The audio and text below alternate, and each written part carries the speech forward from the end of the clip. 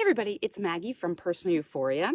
You're going to see me swatting a lot because there's a ton of mayflies here and they're driving me a little crazy. I'm up in the White Mountains, so I'll give you a little view of that. That's Mount Washington behind those clouds. But you can kind of see Jefferson and Adams. Then yeah, right centered is Mount Washington, a little bit behind me. But it's a break in the rain and a beautiful morning.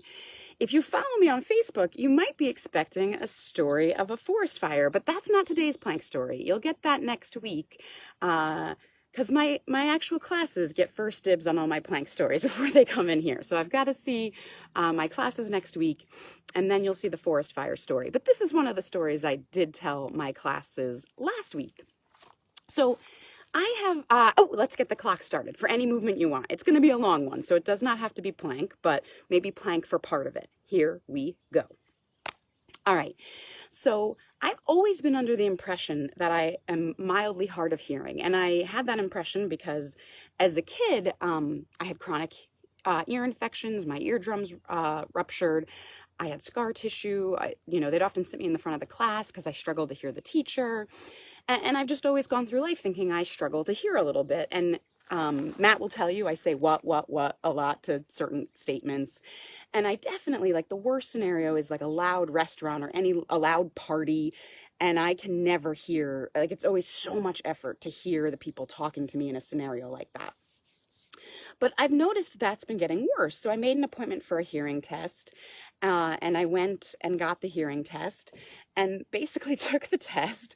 And the doctor was like, you have no hearing problem. Your hearing's impeccable. Oh, and by the way, given your test in 2015, so 7 years ago, your hearing's improved. It was fine then, but it's only showing up better. You've got great hearing. There's nothing wrong with your hearing. He says, you probably have an auditory processing disorder, but you've been living with it this long. I wouldn't worry about it. And I was like, well, why would it be getting worse? And he said, I don't know. And so anyway, it's not an official diagnosis. He's making some assumptions, but I went home to Google what that was. And it's fascinating to me when you learn how the mind works or how people think differently. But if you process things a certain way, you think it's normal. So you don't necessarily question, is this how everybody processes their world? Again, sorry about these mayflies. I'm swatting. So anyhow, I go to look it up, and I definitely meet a lot of these symptoms for auditory processing disorder, which I'd never even heard of. But I do wonder if most people do. So I would love to hear if these are things you experience. Oh, so one, tone deafness. I'm definitely tone deaf.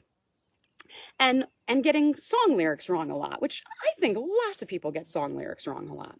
Asking people like your partner or whoever you live with what on a regular basis. Again, I kind of presumed a lot of people did that, although in fairness, Matt doesn't do that a lot, but my personal family does. Another symptom was, sense is that struggling to hear in a crowded restaurant or crowded space. And I guess I've always assumed people do that as well. But what I would say is I often describe hearing as two steps. I hear and then I process. And that's not all the time. I'd say a solid 40 to 60% of the time, my hearing is one thing, processing is another. As if I'm translating what I hear. And that's what I'm most intrigued to know. Is that normal for you? Or do you basically hear and process as a simultaneous thing, like it's one step sort of? Because again, I can do that, but I don't do it all the time. And the louder my surroundings are, the more I have to think of that as a two-step process. Another key factor was a lack of appreciation for music, which I don't think I have. I love music, but I've come to realize in the past couple years that I definitely don't hear all the notes people hear. And one place that really stood out is Matt's alarm clock, which goes off every morning. And again, the notes won't sound pretty here, but it goes da da da da da da da da da da. That's the sound it makes.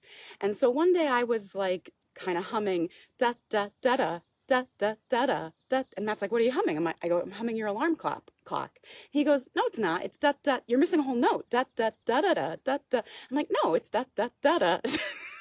And then he played it for me, and once he had pointed that out, I could hear it. But I was baffled because I truly had heard this sound for years and never ever heard that note.